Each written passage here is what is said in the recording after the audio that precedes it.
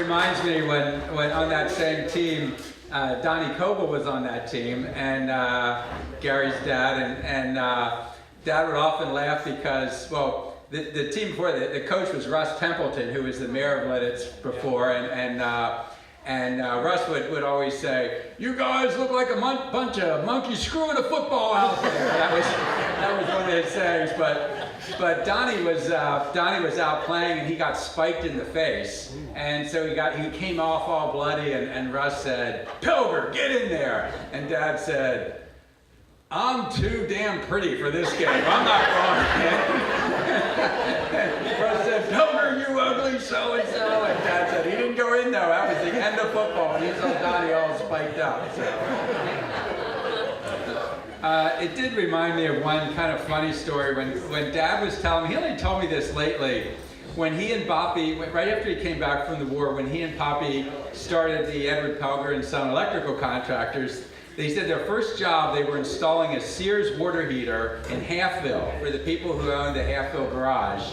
And he said, "We didn't know shit from Shinola." That's how I would always say.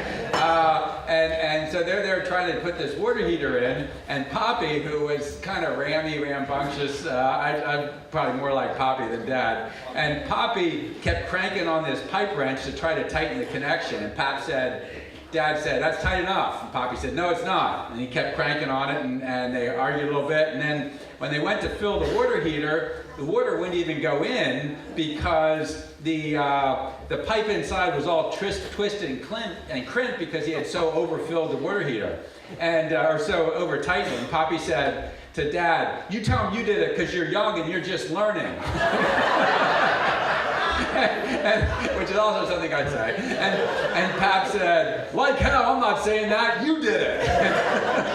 And they said they got into a big fight about it, and that was their first job. Just one other thing I did want to say was I know Dad, whenever we'd be at Memorial Day, or a lot of times when we would just talk, he would just so often mention his friend Bobby Klein. When they were in high school, John would remember Bobby was voted the boy, best boy. Dad was voted the boy I'd most like to be stranded on Desert Island with. So, a little difference. But it just seemed like Bobby was an athlete and a scholar and just a really decent person. And drummer. And Dad said, just like John said, when it'd take a couple months to get a letter, and Dad had heard about Bobby getting killed in Germany right after the Battle of the Bulge. As they were pushing into Germany, Bobby was killed there, and Dad got a letter from him a couple months later when he was actually heading into Japan, and he said it was the strangest thing in his life to get this letter, almost from a ghost. And he also would often say that not a week went by in the next 70 years that he didn't think of Bobby Klein and what he'd be doing if he had lived. And I think he always felt kind of guilty that Bobby had died and that he had lived.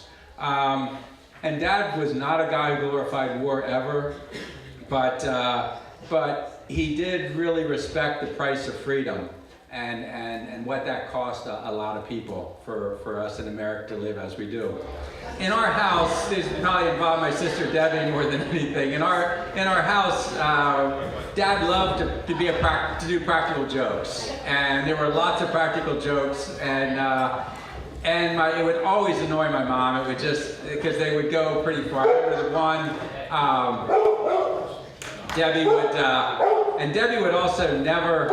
You could call Debbie a chicken, and she would do anything to not be called a chicken. And we were sitting there at supper, and Debbie had some ketchup, and she was going to put a little bit on Dad's arm. And Dad said, "Debbie, you better not." And I said, "Chicken, chicken, chicken." So she squirted just a little bit of ketchup on his arm, and he reached down. We had sweet potatoes, candied sweet potatoes. He reached down and grabbed a whole handful of candied sweet potatoes and put it in her curly hair and went like this and rubbed them around. And we all laughed and laughed, and my mom cried. But then we had another one where Debbie and Dad was out digging. We had a flat roof over the porch. and Dad was out digging some fence posts. I'm not sure why I wouldn't have been helping him, but I wasn't. And he was just putting a couple of decorative fence rails in, and he was putting this fence post, digging out there, and somehow Debbie and we got two big buckets full of water, and we crawled out of my bedroom window onto the porch and crawled to the edge. And Debbie was the wiser elder one, and she said, "Now before we pour it on him, you got to say something to him so we don't give him a heart attack." So we were both stood up there above him, and I said, "Hey, Dad," and he looked up, and we both dumped buckets of water on him, and he laughed, and we laughed, and he went in and put on his shirt, and then yeah, that was the way our house was as we were growing up, and so. And he was that way with with his father-in-law as well. When they were down at the beach, we'd always go to Ocean City, New Jersey, and Mom's parents would go along, and they were sitting at a little restaurant on the boardwalk, and Pawpaw, they were kidding back and forth about something, and Pawpaw took half a chocolate milkshake, and turned it upside down on Dad's head. And the chocolate milkshake just came down all down around him, and they just sat there and laughed, and Mom was mad, of course, but he got him back by, they were down, and Pawpaw was kind of a big guy, big belly, and he had these old man, beach trunks on, and he was down standing by the water looking at the ocean, and Dad found one of these big horseshoe crabs and pulled out the back of his suit and shoved this horseshoe crab down the back of his suit. And Pawpaw yelled and jumped and ran around. He thought the horseshoe crab was live. It was dead, of course, but... So anyway, that's the kind of house we were raised in, and I like to say that we were raised with sort of benign neglect. Our parents, we knew they loved us, but they didn't really have any agenda for us. And it wasn't like you're going to college or you're doing anything. It was just kind of, you're here. And it's funny though, because we kind of pushed our kids somewhat, and I realized as I got older that just knowing you're accepted and just being loved no matter what was an amazing gift, and not having expectations is an amazing gift, and knowing that what you do is okay. Just try hard and be decent. Probably the biggest thing I learned from my dad was when I'd go along with him on service calls. If he was going to somebody who was sort of a highfalutin kind of person, he would give them a hard time. He would poke fun at them. He would just, he'd have them laughing.